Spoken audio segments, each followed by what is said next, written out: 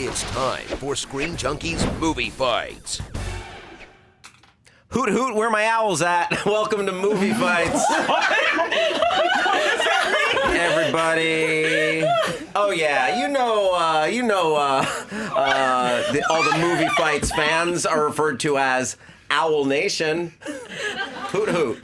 All right, what an exciting day. The champ's in the house, the belt is not on the line, and a lot of crap is about to go down. It's Movie Fights, and let's see who's competing. That's right, I said the champ's in the house. Here he is, his first time back in the studio since the big Women in Film event.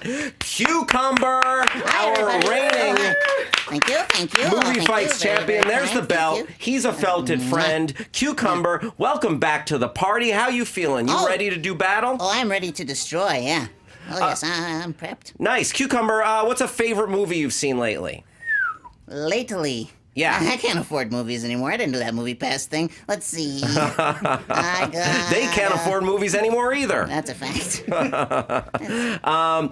Cucumber, damn glad to have you back in the house. Once again, this is just an exhibition. The belt is not on the line, but you will be defending it soon, correct? Correct. All right, looking forward to that. Oh, this gentleman, you know him, you love him. Honest Trailers, SJ News, all that good stuff. The super funny Joe STARR in the house. Hello, sir. Thank you. Joe, what's going on, brother? I'm just, I'm excited to be here, getting ready to get completely steamrolled by these two.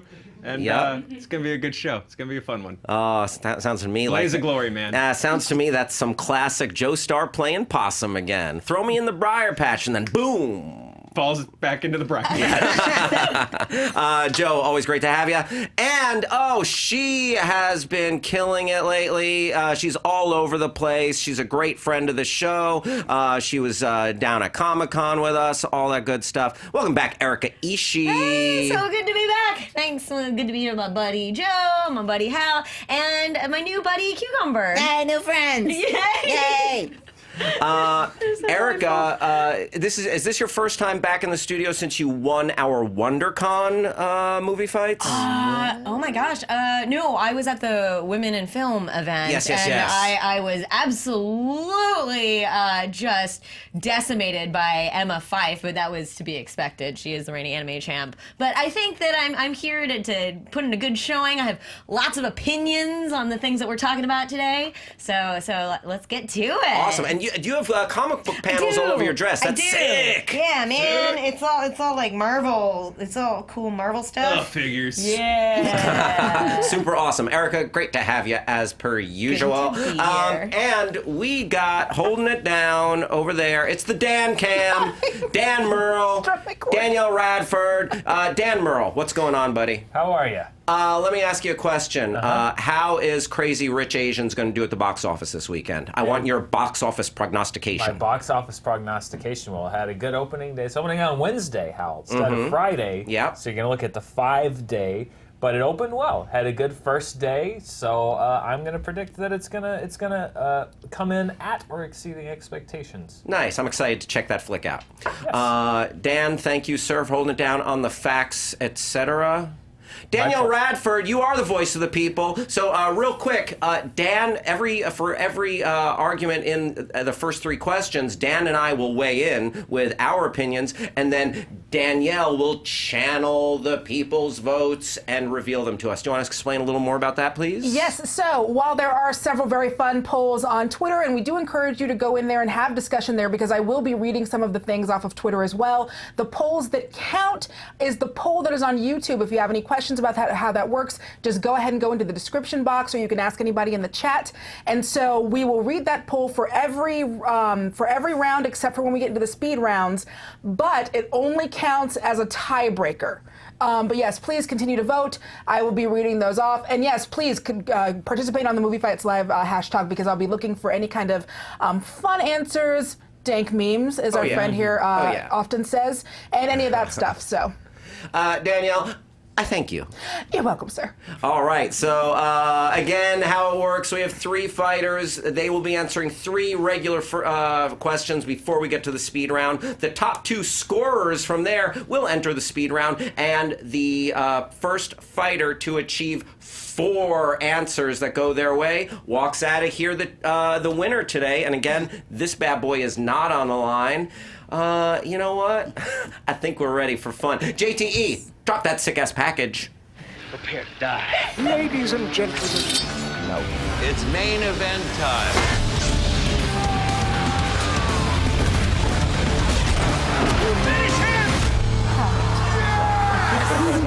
Now it has to be retired. You have to burn it down. Like a turd in the wind. I snapped my fingers and the belt disappeared.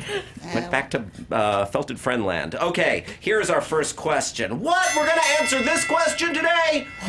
Unbelievable. It is a This is a hard big one. This is a classic. All right.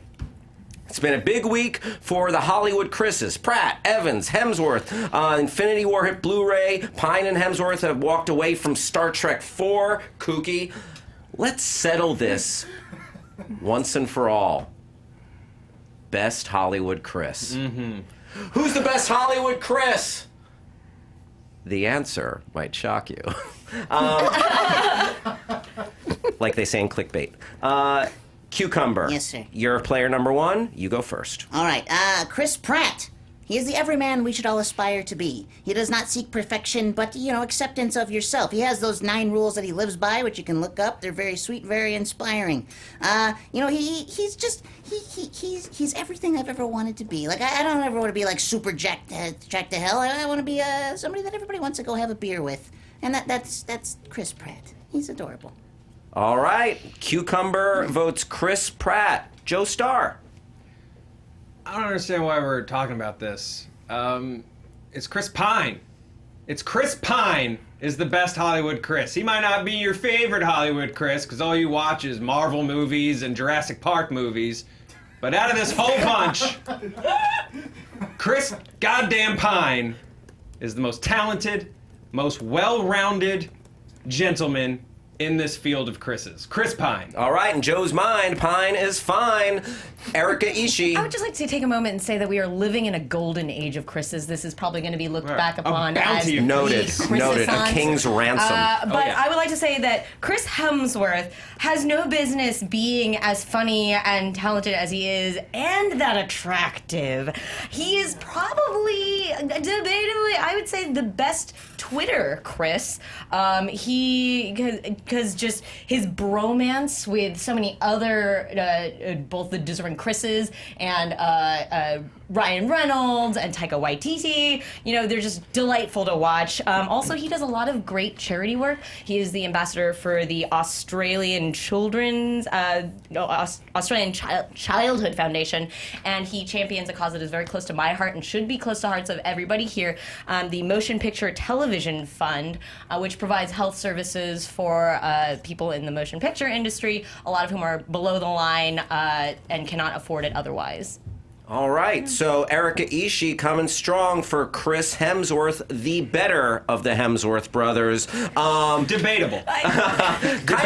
Okay. We are in a golden age of Hemsworth brothers. True. Okay, before we jump into this, no Chris Evans? No. Start commenting if you want. It was hard. You can start commenting now if you want. Also, Chris Noth, Mr. Big, and Chris Rock, and Chris Christopherson. All right, we have Pratt, Pine, and Hemsworth. That's what's on the table. Fight it out. I just want to go ahead and start this off with saying, did you notice you just said Chris Evans and ERIKA was like, oh, it was so hard to choose. No, it's not hard to choose. It's Chris Pine. If you think that there is no ambiguity in this question, Joe, you are deluding yourself. There's absolutely, there's a lot of things that connect all these Chris's. They're all very handsome. They're all people I would be very willing to explore my sexuality with. They're all pretty talented. They're all blonde, I think. They all do cool charity work and work for their community. Let's look at what separates these Chris's. And the big separator in what makes a Hollywood Chris is talent. And Chris Pine is just heads and tails more talented than these guys. You're right. He's the best at impersonating a wax figure.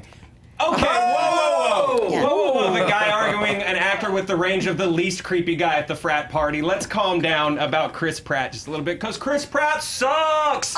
He sucks so bad! Chris Pratt is good at Star-Lord. Again, the least threatening guy at the frat party. Anytime he's ever tried to do something other than Andy Dwyer / Star-Lord, who are the same character. Bright Abbott. I do have to say Abbott. that speaking of women, all of his characters are just not good people. Talking Pratt? They're not, they're not great, and, he seems like a real nice guy, but also the image of him being like an ordinary man that drinks beer. You cannot have a six-pack like that and drink beer or eat anything other than chicken and broccoli. Like a six-pack on your body. Like, you can have, like, a real six-pack and drink like that, but not like... But it's one or the other. He's sold out. One. He's sold out is what I'm saying. Oh, it's coming back. It's coming back. He's just like Chris Pratt's just like Magnificent Seven. He's so bad. Jurassic World. He's so bad. And Chris Hemsworth, great. He's Thor. And I'm sorry. What else? Does Hemsworth Arguably, he have? was the best part of Ghostbusters, and That's not harsh. A crumpled piece of paper on the floor could have been the best part of Ghostbusters. I disagree with that. But his performance was fantastic in it, and then also just.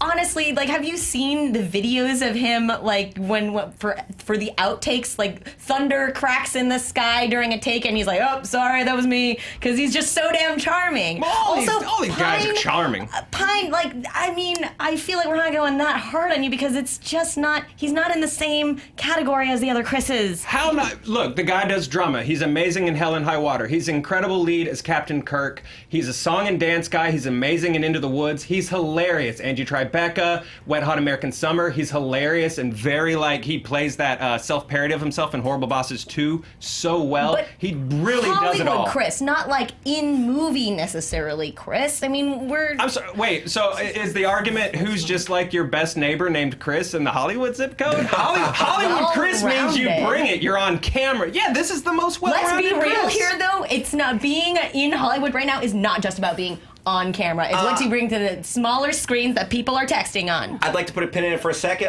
Cucumber, I would love to hear a little bit more from you. You've had some good zingers in there, but what is your argument that really lays the groundwork for Pratt being the best Chris? He has more range than people give him credit for, I think. Especially, I did bring up Bright Abbott. I know he was way young when that started. He was on Everwood, Fair. He played against type a little bit. He played a football player, but he was a really sweet, kind of awkward guy who was trying to put on this kind of tougher facade. You saw him grow completely between seasons 1 and 3. Yes, I watched a lot of Everwood. Don't judge me. But he is quick as all get out. That fella can come up with little quips and one-liner improv-y things like nobody's business. He's super talented, and I feel like I always believe him, no matter what he's doing with that little cheesy look on his face. It makes me so happy. He's so good. You know what I like about, look, all these guys have great blooper reels. Look them up on YouTube. They're all hilarious. Oh, these guys flub a line like nobody's business. What I like about Pine is that, sure, Kirk's his only, like, that's his one, like, starring role. But what I like about Pine is even in his, what he's able to do with his supporting roles. Steve Trevor is such a cool role. And the thing that I really like about Chris Pine's performance as Steve Trevor is every choice he makes on camera is to put over his lead. It's to support her, make her look good, make everything she plays off of him. He's just giving and giving and giving. That's another thing I really like about that there Chris Pine. He's just a funny, well-rounded dude. I understand everybody has great Twitters. They all have great PR people working for him. Well done. Hemsworth hired a great kid in college to write some funny tweets for him. Congratulations. But on camera, which is what makes a Hollywood Chris, it's Chris Pine. It's Chris Pine, you guys. You know it in your heart. You know it's true, ISHII. Hemsworth is just overall... I mean, he's got everything else that we have talked about all these Chris's having. He's got Taika Waititi. He doesn't have everything. He's just got you like Taika, which I get.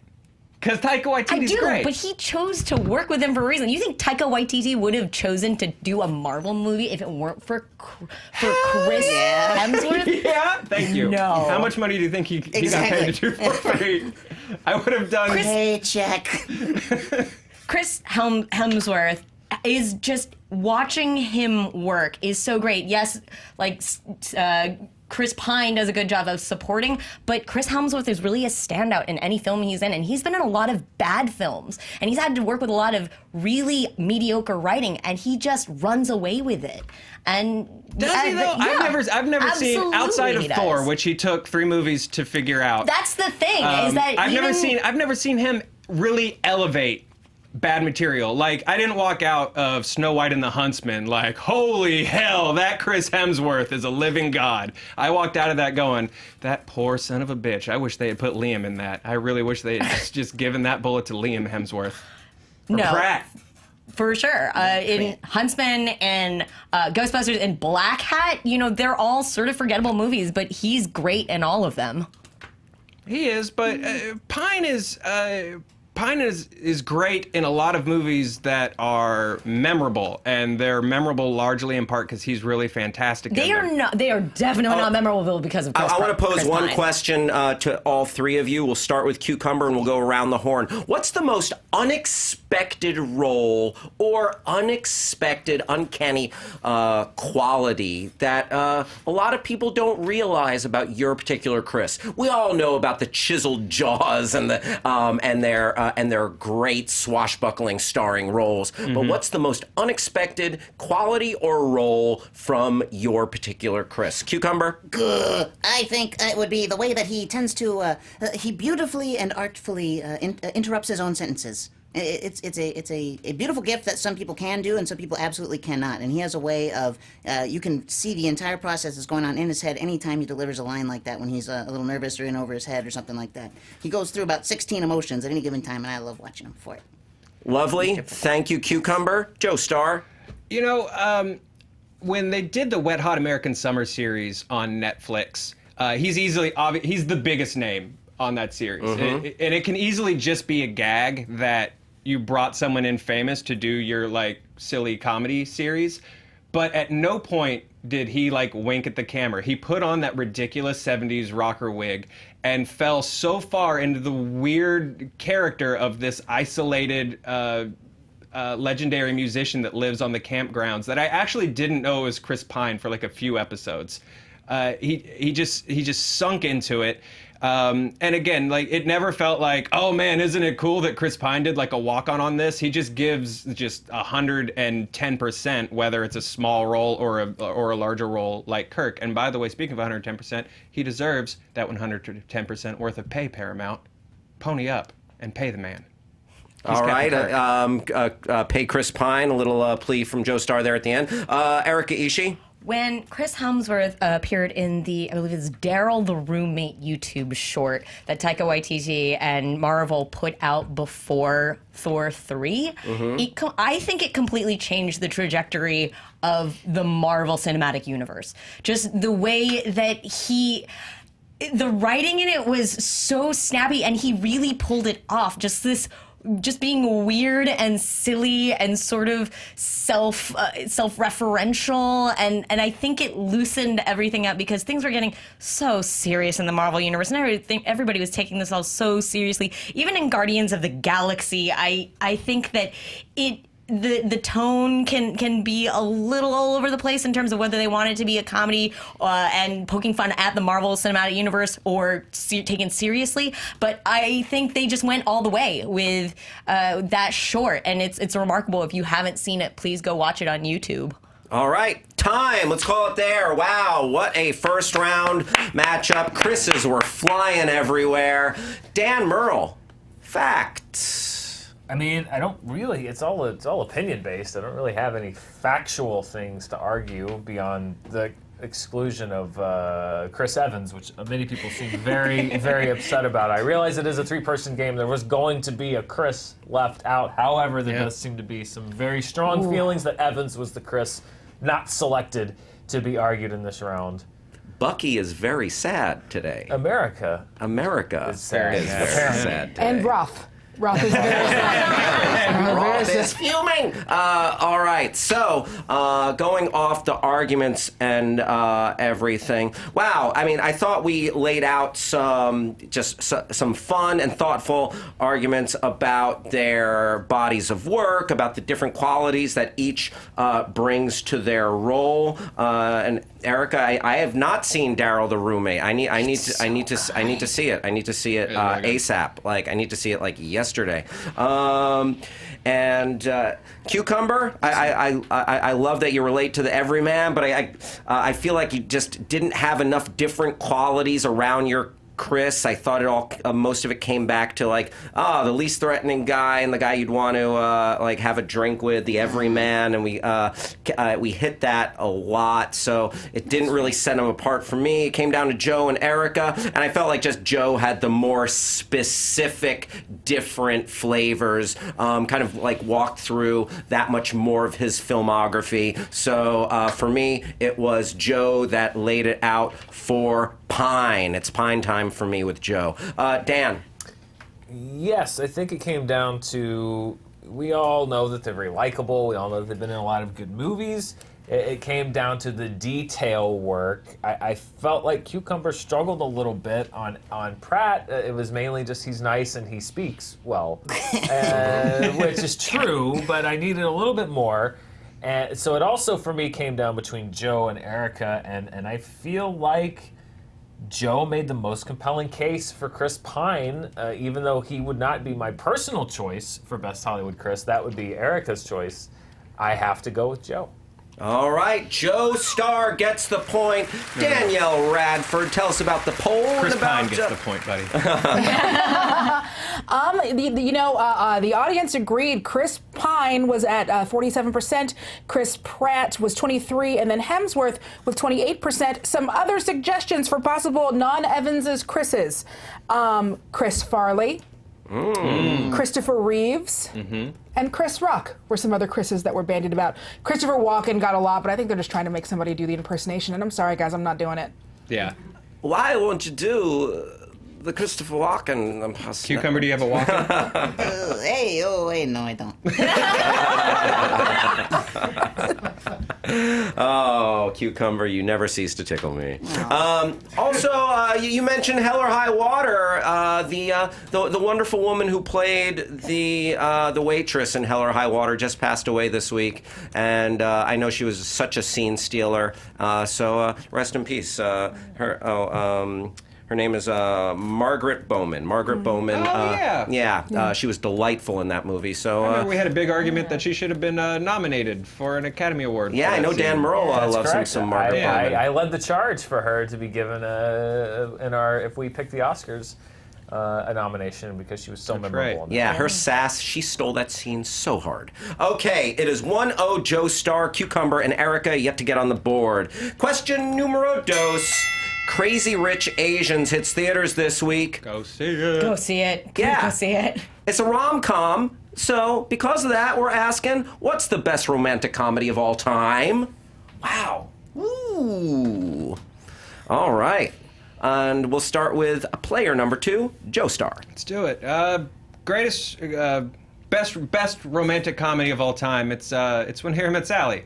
It's the best one. It's objectively the best rom-com. It's the one that they based all the other rom-coms on. It brought all the tropes up to the modern age. It's the one everybody still talks about when they talk about rom-coms. It's Billy Crystal and Meg Ryan set and Rob Reiner and Nora Ephron as a quartet of creators set such a huge standard with When Harry Met Sally. It's very rare that a movie comes along and establishes the tropes of its genre that strongly, from character arcs to New York being important to just the banter, the timing, the rhythm, how they should feel.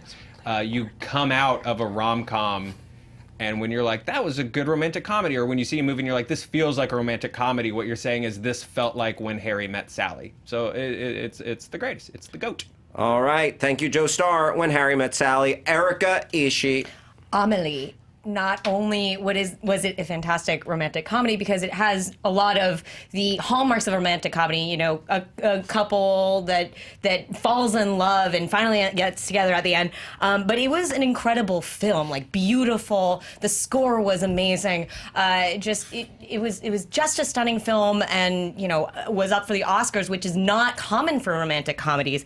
And one thing I love about Amélie is that it eschews sort of the tropes of romantic comedies. It's not about people like miscommunicating with each other. It's about two people just doing what they love and finding each other and making everybody else around them have better lives in the process of that. And it's about lonely people finding each other, and that is such a big mood. Big mood, Amelie. Thank you, Erica. Cucumber, what you got? I got The Princess Bride.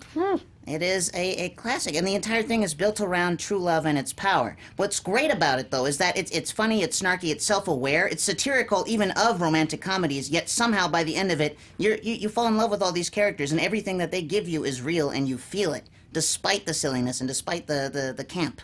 I think they do a great job. All right. 3 very different answers. Best rom-com, fight it out.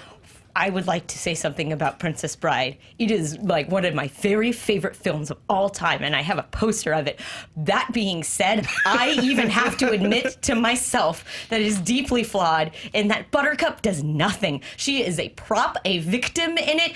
At the end, like in romantic comedies, you like to imagine yourself in there. You're like, oh, I want to find that love. Everybody wants to have a Wesley, but who wants to be like, you know, fending off the advances of a prince that wants to rape you and then feel like the only way out of it is suicide? That happens in the movie! Wow, okay. Some dark stuff in Princess Bride. Yeah. It gets real dark. I love The Princess Bride so much. I'm so sorry, but oh my God. Buttercup, it's feel like unfair. It is so unfair. This isn't even part of the fight, but I do feel like that movie is almost like Stripes sometimes, where you're like, I remember the first half of that very silly movie, and then you watch the second half and you're like, oh shit. But piggybacking off of that female lead, I think that is a really important part of a romantic comedy, is especially for women that really love this genre, is looking at that female lead and just wanting to be her. And Meg Ryan sets the standard in When Harry Met Sally. It's why she was in Sleepless. It's why she was in You Got Mail. It's why she was in IQ. A good rom-com sets up a successful rom-com basically sets up a movie factory for its female star. They did it with Sandra Bullock. And that one just fed Meg Ryan work, because her performance in that movie was so strong that women were just like, I just want to keep seeing this once a year until I die. Cucumber, no response for the dark tones of Princess Bride? The best fairy tales have dark tones. I think that every Brothers Grimm book you've ever read that hasn't been Disneyfied to hell, it is dark by nature. It is to scare you out of these situations and all of that. As far as Buttercup's suicide and all of that, yeah, it is flawed. It is flawed. It's not perfect. However, everyone in it, the movie gives you so much more than just these two people and a bunch of, like, you know, styrofoam actors around them. Every person's story in that movie is interesting, and it's engaging. It's really, really funny. Absolutely. Everybody except for Buttercup, who is part of the romance, unfortunately. Whereas with Amélie, everybody around her, you get the individual stories of every person and the things that make them really happy, and she does things to further that, and he also, you know, has these quirky attributes and that just make the world more interesting and better around him.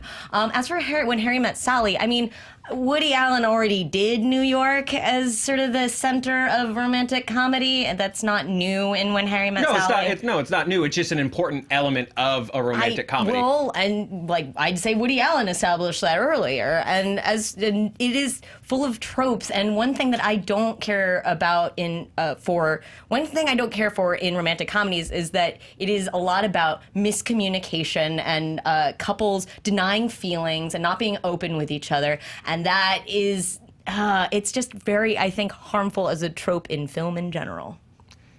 I mean, that's a real thing. I mean, yeah, it's a trope, and yeah, this movie is full of tropes, but it created them. Like it cemented them. That's like going back and reading. So it's the first one that did it. That's like as a total package. As a total package in modern Hollywood, absolutely. It's like going back and reading Princess of Mars and being like, this rips off Star Wars. It just doesn't work out.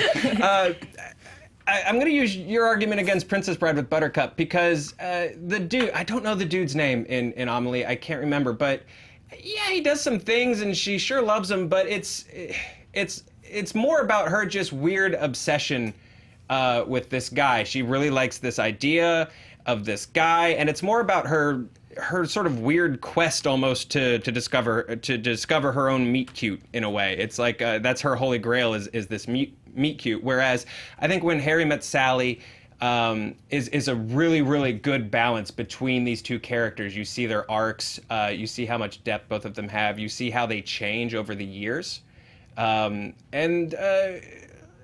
I don't know if I have to play the card yet, but the deli scene, man, I'll have what she's having. That's the rom-com scene. Like, people still quote it. People still know what you're talking about when you're like, oh, I'll have what she's having. That's the scene. If we're going quotability, I think I got you there, bud. I have to agree with that for Princess Bride, and I feel like that's the only thing that people know about that film. They don't necessarily know about any of the other characters or really much of the plot, except that I'll have what she's having. No, I'll disagree there. There's a fantastic ensemble cast in Princess Bride, and there sure are a lot of people near Amelie. But I'll say, in terms of important tropes for what makes a romantic comedy movie, that best friend, and Carrie Fisher is that best friend trope. She's the standard bearer. She set the tone for that character. She knocks it out of the park. Carrie Fisher's absolutely incredible in When Harry Met Sally. So it's not, it's not just a Billy Crystal, Meg Ryan thing. There is a really strong ensemble around them, sort of supporting that romantic journey. I feel like a lot of the tropes in romantic comedies are lazy, and it set up the laziness of the tropes. I feel like we don't have to be bound by the tradition of romantic comedies about like people not being able to talk to each other, or Amelie proves that. I think if I was arguing You've Got Mail, you could ding me on the tiredness of rom-com tropes. But I'm not. I'm arguing like the goddaddy of them all. The goddaddy of all broken, flawed tropes. Yeah, Cucumber, sure. We haven't heard a ton from you. Do you want to chime in with some more points about Princess Bride? Sure. Like I said, it's got everything. And again, as a theme of true love, right? The whole point is all of them are helping these two get back together. And they all have their own missions as well. But when it comes down to it, their ultimate goal is to get Buttercup and Wesley back together for their own happiness. And they all find their happiness along the way. Everybody wins, except for, Count Rugen, because he's a monster.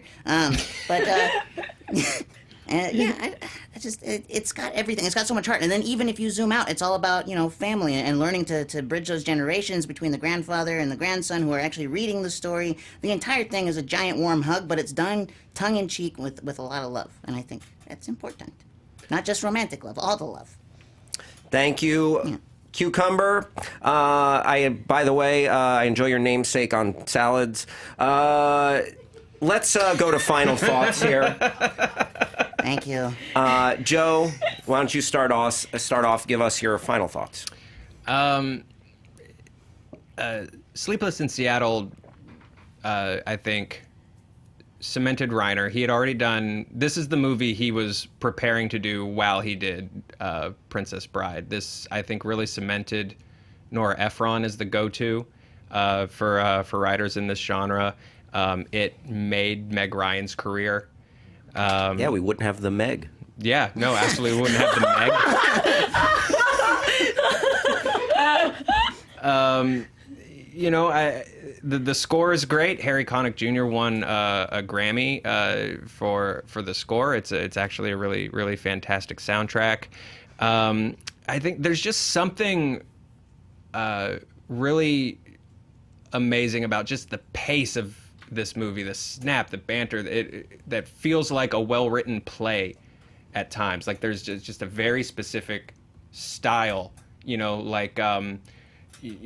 the same way that like you hear a Kevin Smith movie and you're like, I didn't have to know that was a Kevin Smith movie. Like I know that those are Kevin Smith characters talking, like those are Nora Ephron characters. talking. And I love the overall just theme of this movie, because the back and forth throughout the theme of When Harry Met Sally is the what seems to be a very shallow, like, can a man and a woman be friends without wanting to have sex with each other, which as the movie kicks off, is sort of shallow seeming, and I think by design, because then the arc of that is that being partners and being friends and soulmates don't have to be mutually exclusive things. They're one and the same, and I think that is where Harry eventually gets on New Year's, when he sort of eventually finally professes his love. Thank you, Joe.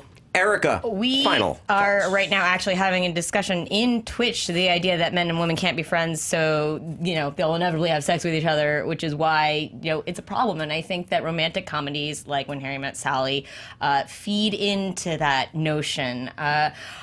Amelie is wonderful. It's such an incredible, well-rounded film, and the romance in it is, out of all of these films, one that I personally, and I think a lot of people, would want. It's about overcoming your loneliness and finding someone who has the same sort of broken qualities as you and being better together because of them. It's about a healthy relationship, about making everybody around you have better lives in the process. Thank you, ERIKA. Cucumber. Yeah. Final thoughts. Oh, final thoughts. I think that William Goldman's script is timeless. I think you can go back and watch that movie in 30 or 40 years, and it'll still ring true the same way that it does now to people. I believe that Rob Reiner is one of the gemstones of his career. I think everybody inside of it is just freaking perfect. Everyone who's in it is at their very, very best. And as far as, it being a healthy relationship, I think this was that as well. These were two people who absolutely loved each other, and it was them maintaining that even though they were separated. It was them finding each other again and finding that happy ending. And I think that was great. All that faithfulness, right? It's a whole monologue about it. Thanks, Cucumber. All right. Their time. That is... Whoo! Wow, 3 very different movies, 3... really different movies. Yeah. Dan Murrell, facts, and why don't you go ahead and tell us your thoughts on this argument? Well, there's a factual thing that I feel sort of hurt. I was on the borderline here. But there's a factual thing that I think was sort of hurt Joe's case, which was that in the beginning of his closing argument, he referred to the wrong film. That was also similar to his film, which was that he said that Sleepless in Seattle was the movie that Rob Reiner was preparing when he was doing Princess Bride. I meant When Harry Met Sally.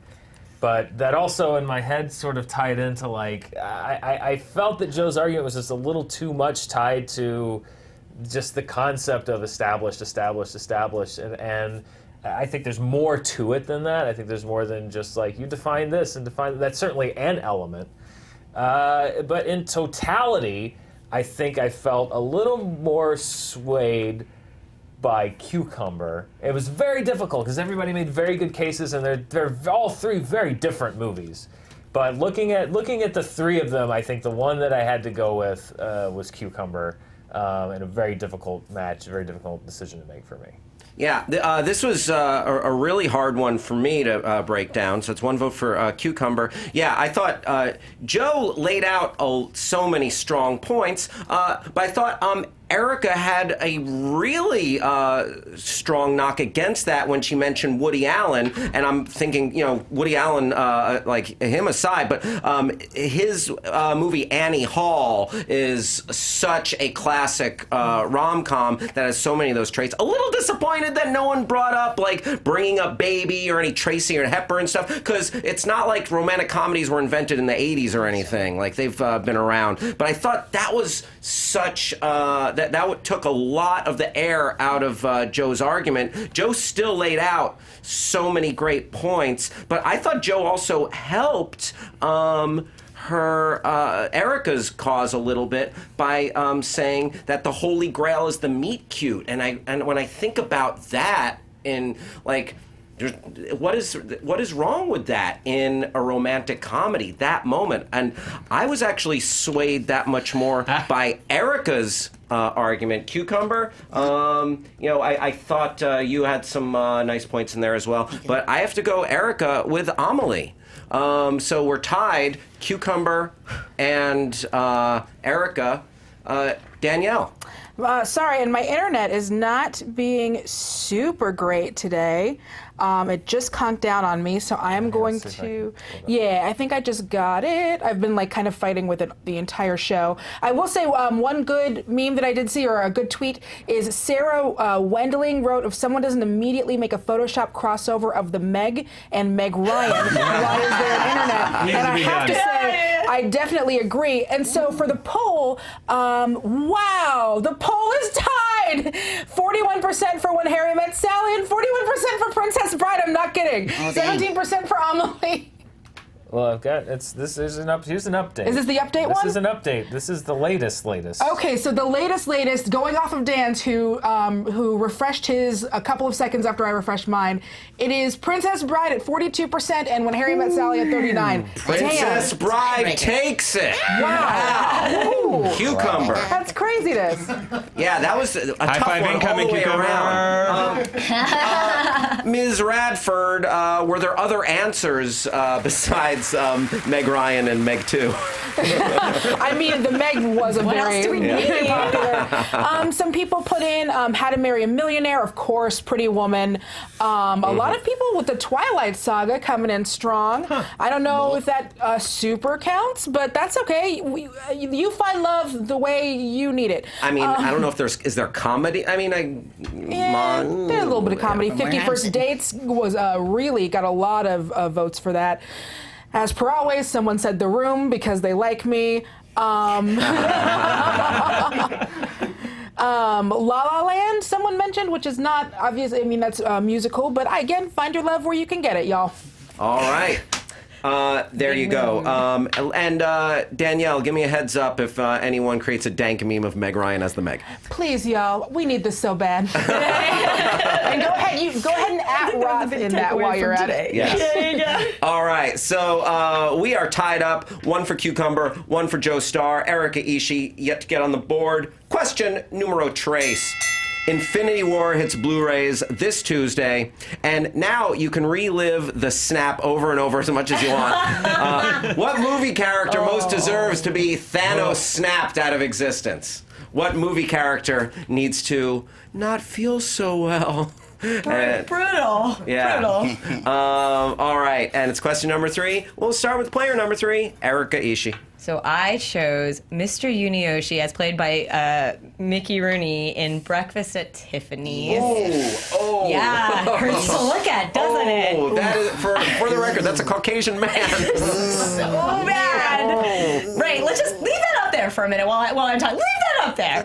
Please. So there is so much that we love and remember from Breakfast at Tiffany's. Audrey Hepburn's lovely performance, her iconic look. Moon River was fantastic, and that is a great sort of entry into the romantic comedy genre. But little one salt in the thing wound. Okay, that's that we tend to forget about is the worse than World War II era racist yellow face in the movie, which is so it's just real bad. So everything else about that film, that could be a great classic film, except for that one little element. So if we remove that one problematic element, we can all put up those posters of Holly Golightly in peace. And because honestly, I love that song, and I have a dear friend who has a Holly Golightly tattoo on her back. But every time I look at that, I'm like, there is yellow face, really bad yellow face in that film, and I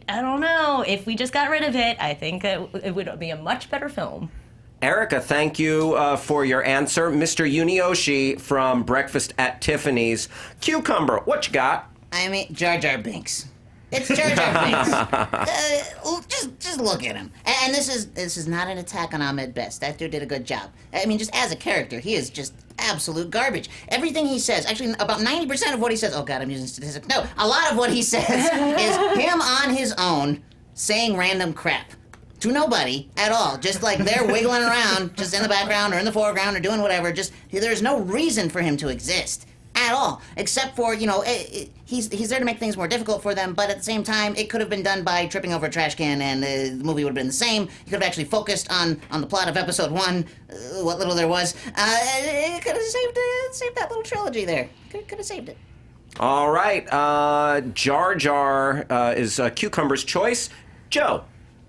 Well, first of all, I just wanted to address, I love you so much. And you put me in an interesting position where I have to argue that fucking Mickey Rooney with fake teeth in deserves his place in history. And while intellectually and in theory, I agree with you, we still have to do a show. Tell me about Harry Potter, Joe. Yeah, that's why I'm arguing Severus Snape. Snape? This greasy-ass, creepy bastard. Look at him. Yeah, look at him. You know what he's looking at right now? Pictures of Harry's dead mom. Get over it, you creeper! Severus Snape sucks, man. This guy here. Okay, this is a guy who bought into the friend zone trope, where he's like, "Oh no, she won't. Why won't she have sex with me? Why does she like James Potter?" And then he, because I have a bad Alan Rickman impression. That's why. And then, oh no, and then he never moves on and lets go and just obsesses with this lady forever. He just obsesses with her, and then transferred. Not only is after they died, does he let it go? He just keeps taking it out on this little 10-year-old boy.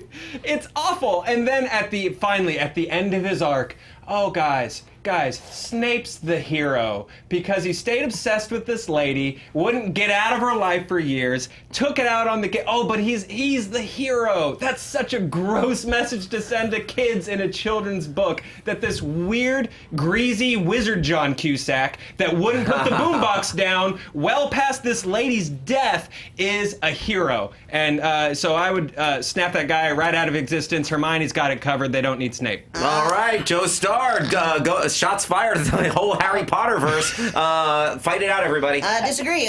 Without Severus Snape, Harry would have died in what, book 1? Oh, everybody in that school's looking out for Harry Potter. He's whispering that counter curse. He's the only person paying attention. And then later on, when his leg's all injured because he went to go and try and stop somebody from stealing that stone from underneath Fluffy. You know, that dude he was picking up so much slack. Big deal. Harry Potter gets hurt once, he gets sent to the nurse, and she's like, bona fixamiosa, and he's fine. Quit overinflating Snape. Not even that, he is actually essential. So I agree. You just need to let things go after a while. But he is absolutely essential to the plot because he stopped the curse of the spread of the curse of the Gaunt Ring. Dumbledore would have died within the year, and he wouldn't have been able to help Harry get the locket. There's other people on Wizards Craigslist. He could have called for potions. He kills Dumbledore to save Draco's life. Draco is also crappy, but he is a kid. He would have been forced to kill Dumbledore. And then also he provided Harry with all the information that he needed to defeat Voldemort at the end. He's absolutely essential to the plot, so you can't just Thanos snap him out of existence. The guy has sad thought tears once, and he's a hero. Oh, take everything out of my tears. You don't need to be a hero to be essential to a plot and to be something. And as we've learned in this day and age, being a hero is very complicated business. You know? I just don't think the dude's essential. There are so many talented wizards and witches around young Harry Potter who would have easily escorted him through this quest. Been a double agent. Spatula'd him off of the Quidditch pitch. Yeah. Cucumber, tell me why Jar Jar is not just the best choice, but specifically a better choice than Snape and Mr. Yunioshi from Breakfast at Tiffany's. ERIKA, why'd you do this? I made it to win it. Well, okay, so Mr. Yunioshi, I would say he's necessary to see how far we've come. That horrific choice. It is painful. I can't even. Okay. But the Snape, again, unlike Snape, Jar Jar is not really central to any plot. He has one vote, and that vote could have been swung in the direction of any other alien that is in that Senate. Beyond that, he is just noise. He was comic relief, but he wasn't the right kind. He was like a Looney Tune in a silly symphony. Like he was still funny, but he was in a different world somewhere. I would say that Jar Jar is kind of the easy choice, but unlike Breakfast at Tiffany's, which has merits outside of this one character that can just be gotten rid of, you can't also finger snap away awkward writing and a over long pod racing. Oh, trust me, I'm not scene defending that and movie. Well, but that's the thing, is if you finger snap Jar Jar Binks out of existence, like, what is left? Still nothing. Darth Maul? Yeah, It's a lot more watchable. Darth Maul, a little politics But action. here's what happens if you get rid of Jar Jar Binks. Was a lot of things. He was also a mocap achievement. Yeah. And I think if you snap Jar Jar Binks at episode 1, where's Andy Serkis gonna come in? You lose all the. I think there's a chain of events there. There's a chaos. There's a full Goldblum chaos theory that happens if you lose Jar Jar Binks, and that means you lose Gollum, and you lose all of the fans of Andy Serkis's work. You lose that great viral video of Benedict Cumberbatch being Smaug, where he's in the little suit and he's going, oh, like, where would we be without that video? That was a fun video. I think it's great. All right, let's get some final thoughts from everybody. ERIKA, lay it down. Can we pull up the picture again? Why? JT, you got that pic? Oh, wow. Come on, guys. Would we make any film with blackface, like a classic, like Breakfast at Tiffany's is still considered like a classic film. People, like, as I said, there are girls with tattoos on them, and like it's in every sorority girl's like college dorm on the wall and everything, and that's great. It could be forgivable if he wasn't in it, if we could just snap him out of existence. Thank you, ERIKA. Cucumber? I mean, I gotta fight this. It's Jar Jar Binks. Just smash him with a hammer, end it, and then move on. You know, maybe everyone else wouldn't have seemed so bad with him around, enhancing or de-hancing every scene that he was in. He's just not necessary. All right. Thank you, Cucumber. Yeah. Joe Starr.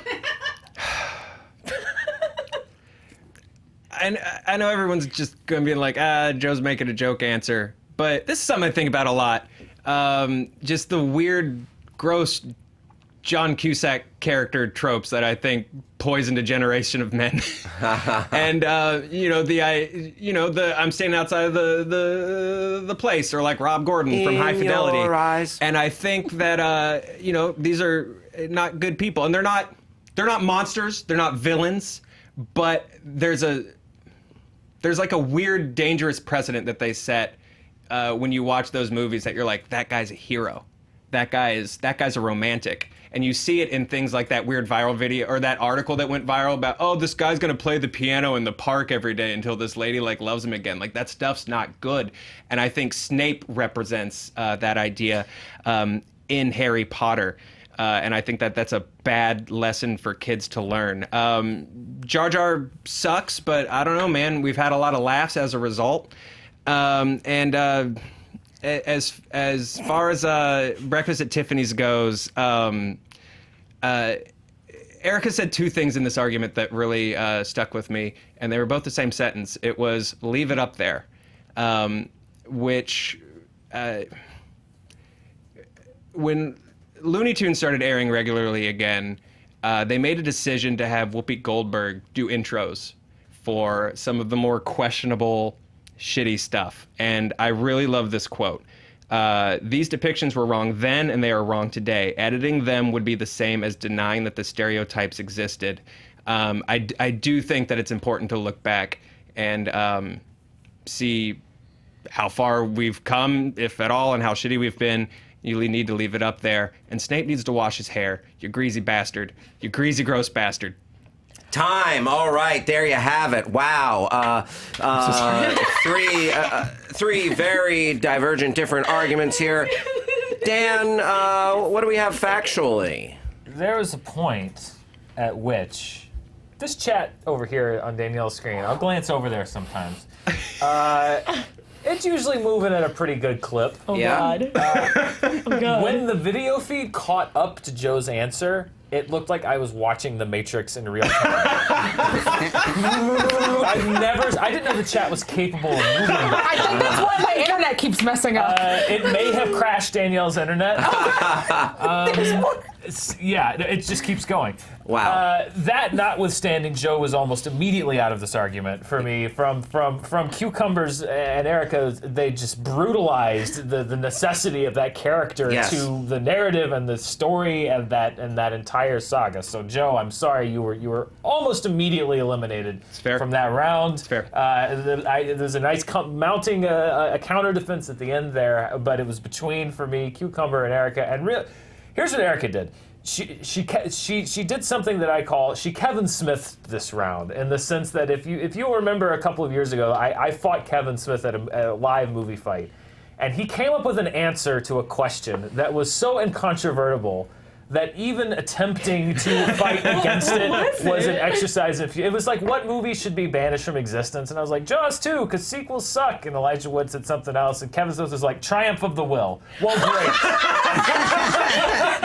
Yeah. Well, now what am I going to do? However, it wasn't just the answer, though. It was the fact that I thought ERIKA made a very good case about the fact that the rest of the movie is very well regarded, really good that argument. It's considered to be a classic, that it has great performances, that it's a well-loved movie, and that if you were to take that character out of the movie, it would allow the rest of the film to shine, and I thought that was a great argument, and that's why I'm going with ERIKA. Thank you, Dan. Yes, so that's one for ERIKA.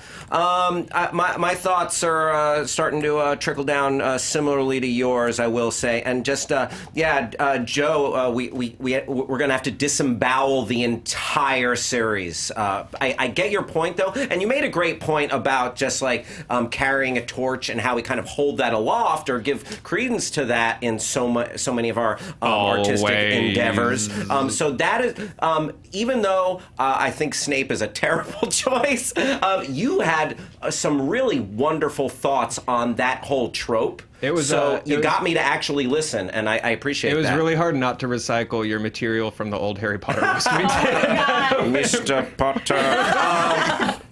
And I thought we also had some interesting points in regards to the if we took Jar Jar out of episode 1, then we'd still have other things that were troubling for the film. And also, no one brought up this point, but I think Jar Jar, he's serving a comedic relief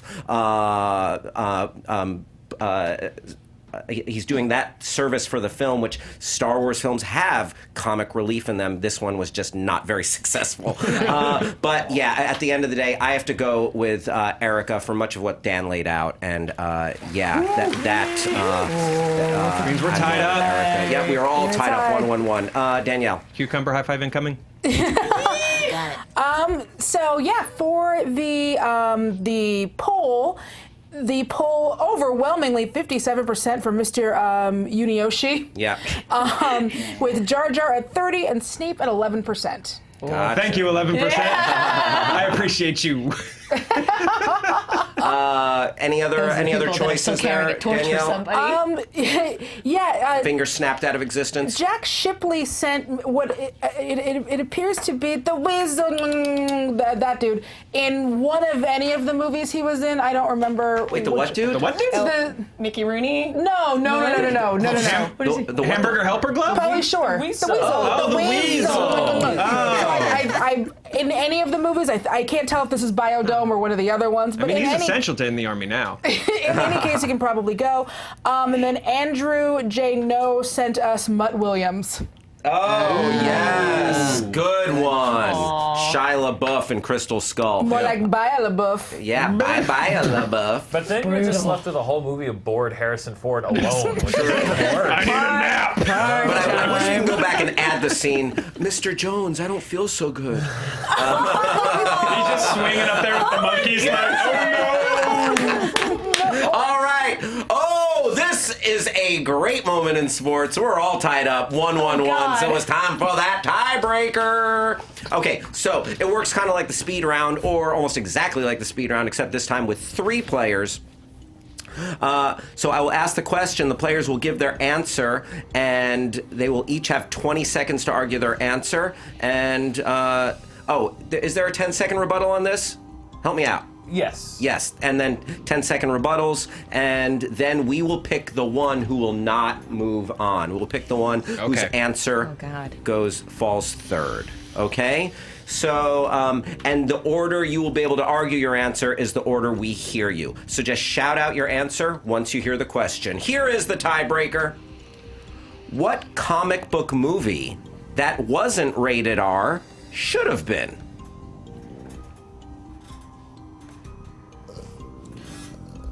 I'm trying to remember which one's Comic book movie not rated R, but should have been. rated R.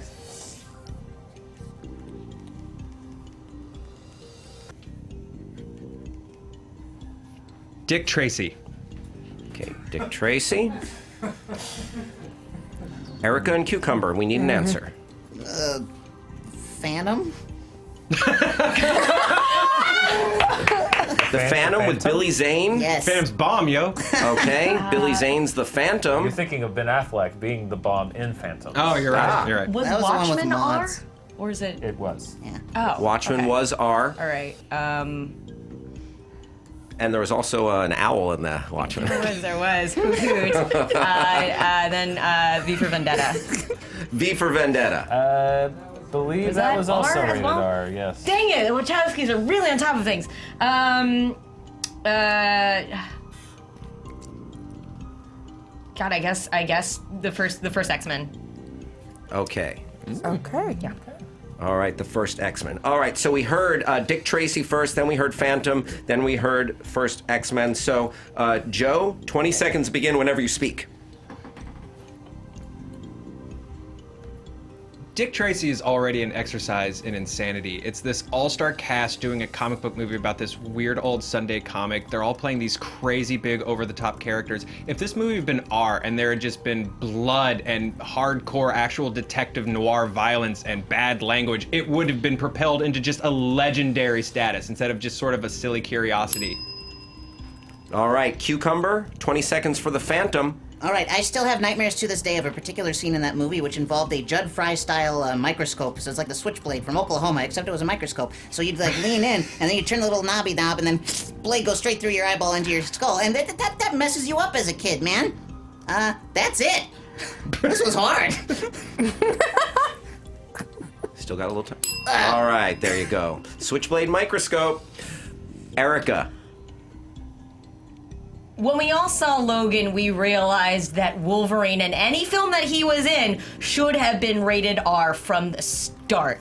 He's not a character that is meant to be in a PG-13 film. I think that it would have elevated the first film and would have given them more license to be darker. And granted, it was a little ahead of its time and ahead of the curve. All right, 10-second rebuttals. Joe Starr. I think R-rated X-Men would have just made it even more of a Wolverine film and pushed the other characters even more to the side. I think that that microscope was already scary enough at PG-13, and again, R-rated Dick Tracy. Cucumber, 10-second rebuttal. Dick Tracy is it's product of that comic book time, especially. All that blood would have just kind of ruined all the beauty that they were putting into the production design of that film. It would have washed over it. As for Wolverine and the first X-Men, dang it. ERIKA ISHII. Blood wouldn't have helped a Dick Tracy film. The best noir films, they're not rated R. They don't need blood to be frightening or to set the tone. That's what noir is. Also, that microscope sounds scary already. All right. By the way, my old improv team was named Switchblade Microscope. Danielle Radford. my favorite Bush album. Danielle Radford, give us your thoughts. No. No polls now, no time. Yeah, no polls. I have to actually, I have to vote for myself. These were some really good arguments considering how it felt like y'all were struggling to kind of find the words for this. I have to say the one that I found most compelling, even though... Oh, so let's pick the one that will not move on. Oh, yeah. Yeah. But if you want to rank it, whatever. Yeah. So the one that I found like the most compelling was I appreciated Cucumber's argument about how that would have ruined the design. And then I thought that Joe had a great argument about how an R-rated X-Men would have pushed the other characters to the side. So I have to say the one that doesn't go on is ERIKA ISHII, as much as it kills me. All right. Thank you, Danielle. Dan Merle.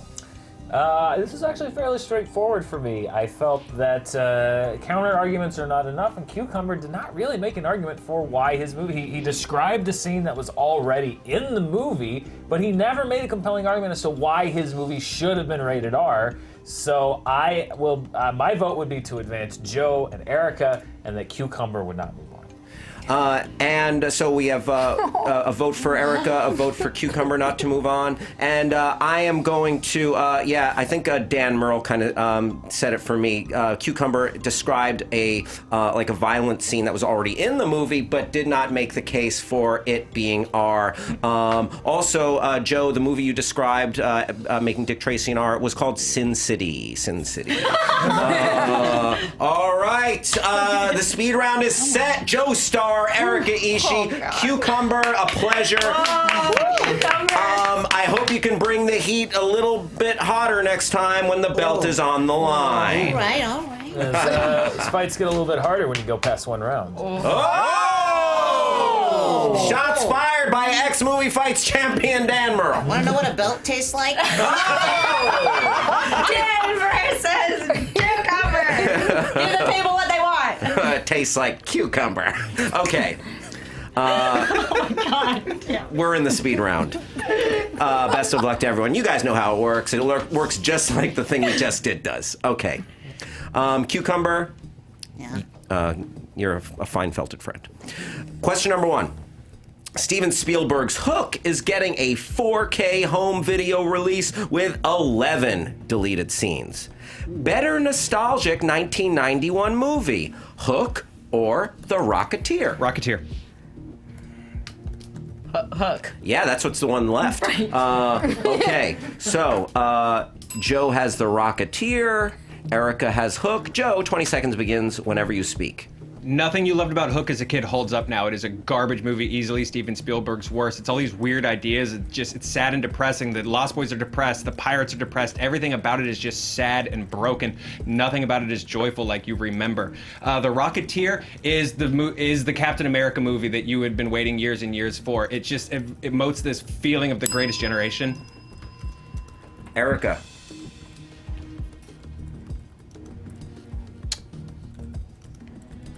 Hook is very much something that we need right now. Yeah, it's about finding that joy that you felt when you were a child. It's something that I think would make the world a better place if it were to come out and be popularized today. It absolutely holds up. Bangarang. Also, The Rocketeer it's like if we had Captain America, but Captain America was not charismatic. 10-second rebuttals. The nostalgia fix you're looking for does not exist in Hook, and a fun word does not that nostalgia trip make, but nothing beats just that scene where the mob and the FBI work together to fight the Nazis and Rocketeer. Come on, dude.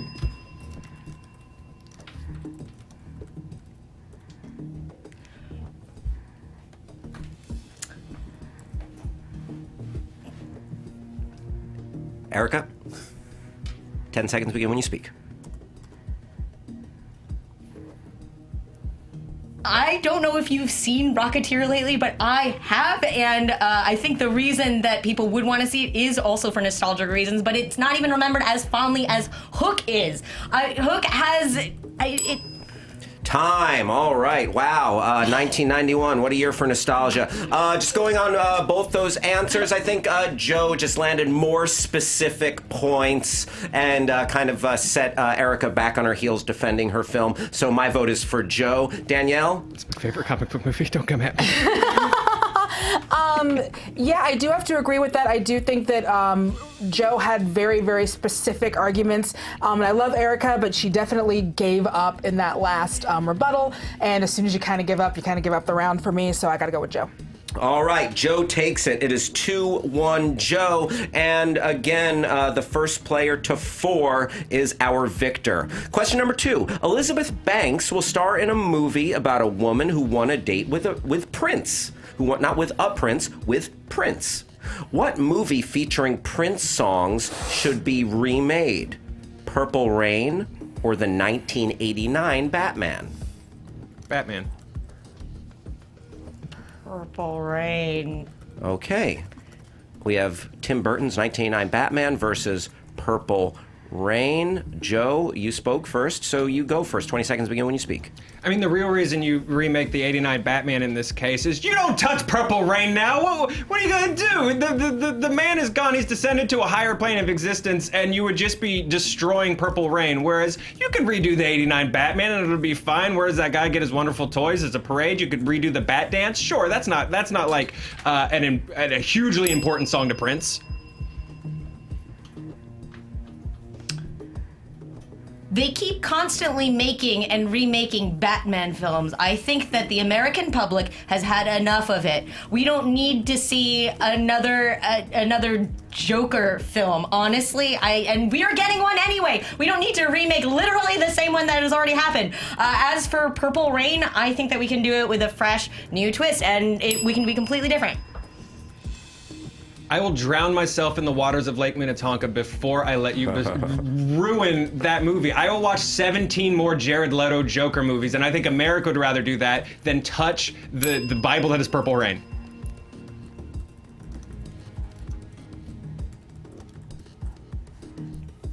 Erika?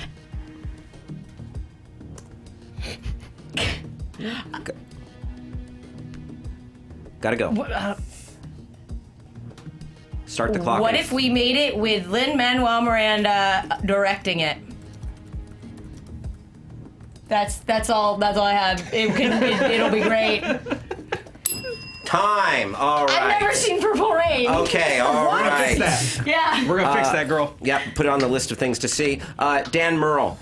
Ooh. This is difficult. The rebuttal round, I'll have to say, did not work in Erika's favor. However, I thought that she laid out a pretty devastating case against Joe in her initial arguments, and I don't know if he overcame that case. So even though the counter argument didn't really do a lot, it did enough for me to say I think Erika took this for me. Yeah, I'm going to agree with you, Dan. I think Joe laid out a good case why Purple Rain, it could border on sacrilege to remake that. But Erika had a devastating blow against Batman. And also, I was looking for something around your take, because I was thinking, I know it doesn't matter, but like when NBC remakes, does those musicals, it's a fresh take on things. And Lin-Manuel Miranda, bringing him into the mix, might give us some kind of palatable version. So that was enough for me to score the win on that point. Even though it's going to be tough to remake Purple Rain, we got so many Batmans. All right, it's 2-2. Question number 3. Ready or not, Child's Play remake is moving forward. Who should voice Chucky in the new Child's Play? Voice of Chucky, who? Josh Gad. Josh Gad. Oh my God. God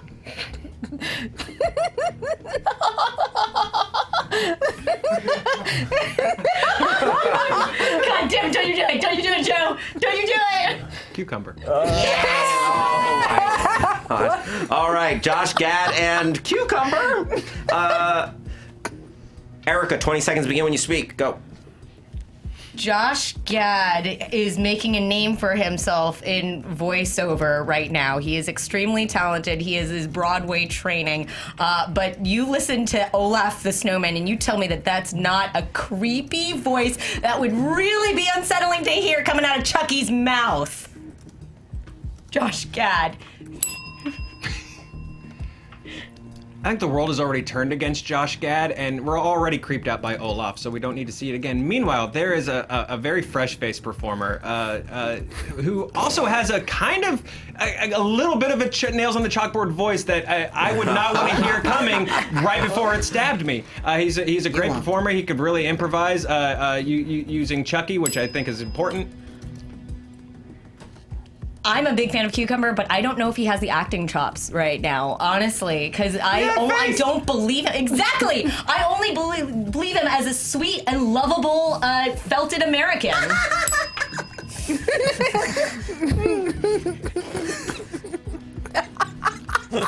If you're gonna redo Child's Play, you need to do direction, and maybe that direction is a sweet young child, and that's the scary thing. It's this young child doll that looks like a child that's gonna kill you. It's a real My Buddy, not a creepy blah blah blah thing.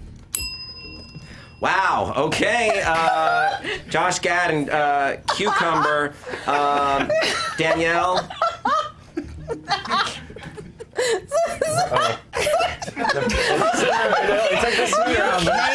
We lost her. We lost her.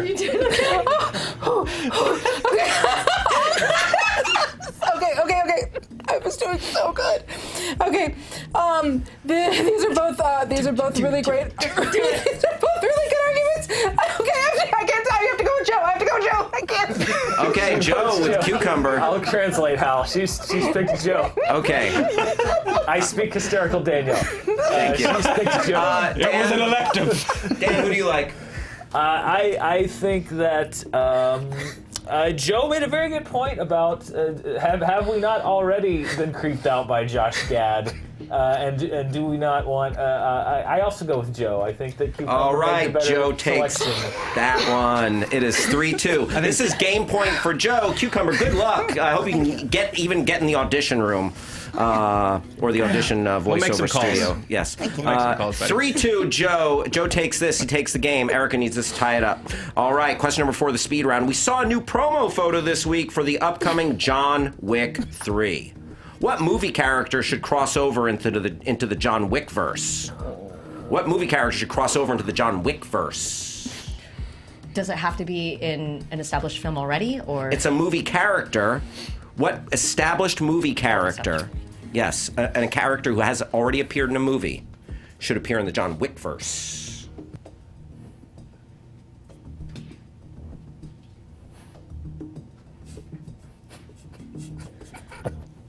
The devil from Devil's Advocate. Is that Al Pacino? Yep. Devil from Devil's Advocate, starring Keanu Reeves and Al Pacino? Yep. Hitman from or Agent 47 from the Hitman films. Agent 47 from the Hitman films.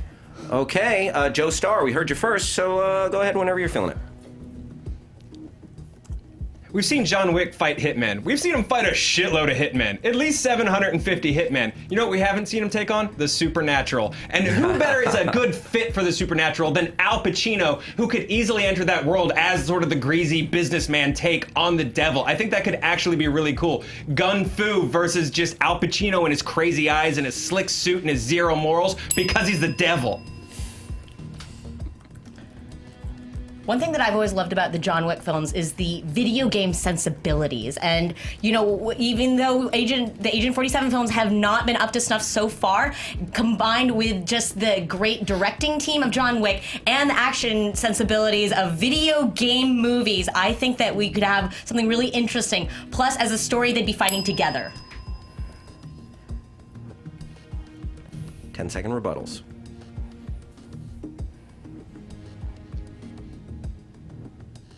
I think there's something interesting about an arc of John Wick working for this guy, slowly realizing who he's working for and making choices as a result. Again, I think the devil, as played by Al Pacino, fits in the same way as a hitman character would.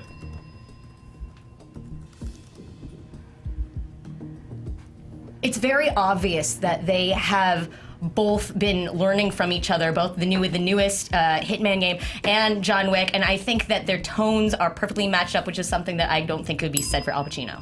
Time. Okay. Fuck, I forgot to say it was a reunion. It's a goddamn reunion for sure. Well, for my money, I don't think you need to say it. I feel like you laid out how Pacino would fit in and add a different fun element where I think, and you noted it in your initial argument, Joe, that ERIKA, it seemed like you were adding more of the same to what the film already has, and I didn't see it enhancing the movie at all. So for that, I'm going Joe Starr. Dan Merle.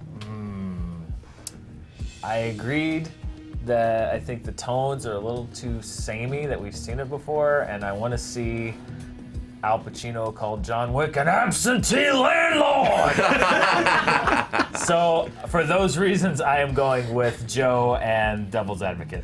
There you go. Yeah. Joe Starr takes the day. Nicely done, Joe. Thank you. Joe, well played. Thank you, sir. You beat a felted friend, and you beat our true friend, ERIKA. Go ahead and, shout out some stuff. Thank thank you for coming, Cucumber. If you course. guys Thanks for haven't having me. watched Perception Check, it's an amazing show that Cucumber and Chunk do Mondays on Hyper RPG, and you guys are fantastic.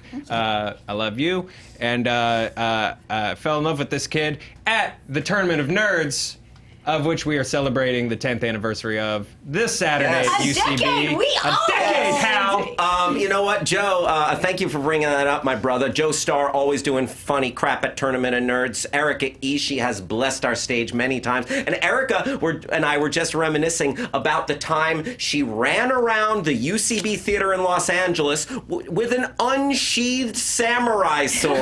It was dangerous. It was very dangerous. Times, yes, quite the hazard. But it was also amazing, and she brings it every time, and as do you, sir. It always means a lot to be at the table with you guys and to be on stage at that show. So I'm excited. If you're in LA, if you're near LA, come out and see us on Saturday. This Saturday, midnight, UCB Franklin in LA, the 10th anniversary show of the Tournament of Nerds.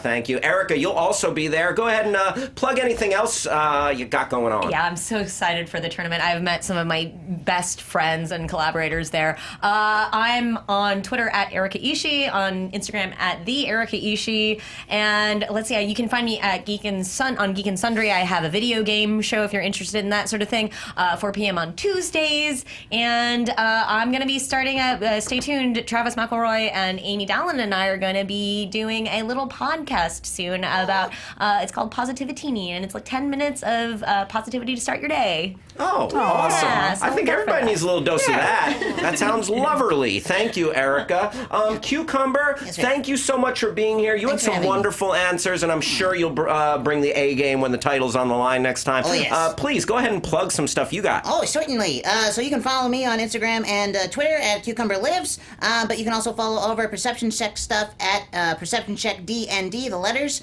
or PCDND. We're on Hyper RPG on Monday nights, on our own Twitch channel on Wednesday nights, and we're playing all kinds of stuff. We're about to start a Firefly campaign on Hyper. It's going to be fun. We're going to be using the Fate system. It's going to be a good time. Yeah, games are fun. Thanks for having me, guys. This was fun. Super cool. I'm going to make you eat that belt, buddy. Always a pleasure to have you, Cucumber. Thank Dan Merle, thank you for holding it down, brother. I win belts, I don't eat them. Whoa!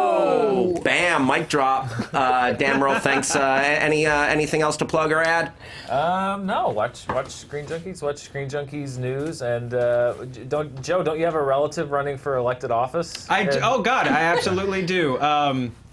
Are you tired of business as usual and student council high school politics? I know I am, and that's why I'm supporting my cousin Ruby for Sergeant at Arms at the name of her high school I just forgot off the top of my head. Hillwood High School? Hillwood High School, thank you. So Ruby, you've got my support and you've got my vote as soon as I figure out a way to disguise myself as a high school student, as long as you promise pizza every day. Joe, don't disguise yourself as a high school student. I really That'll only should. end badly. Yeah, but that's how much I wanted to win. But yeah, go Ruby, go Ruby. I love it. Danielle Radford. Hi, hello. Just if you want to see all of the various things I'm doing, follow me on Twitter at Danielle Radford. Cucumbers in the I'm kissing it. I'm showing it the love it deserves. follow me on Instagram, Danielle_Radford. Oh, yeah. All right. Thank you, Danielle. Please follow me on Twitter and Instagram at Hal Rudnick. I've been asking a lot of fun, weird movie fight questions on my Instagram. I couldn't believe it, the results. I asked Sylvester Stallone versus Arnold Schwarzenegger. Pick one, who do you prefer? And it was an overwhelming result. Go to my Instagram or my Twitter to find that. And having a lot of fun on there, and we'll talk about movies and whatnot. I want to thank you for watching. I want to thank these guys for bringing it oh so hard. And I want to thank Billy Biz Patterson, JTE in the booth, and the whole gang for making this show happen. See you next time. Bye-bye. Goodbye.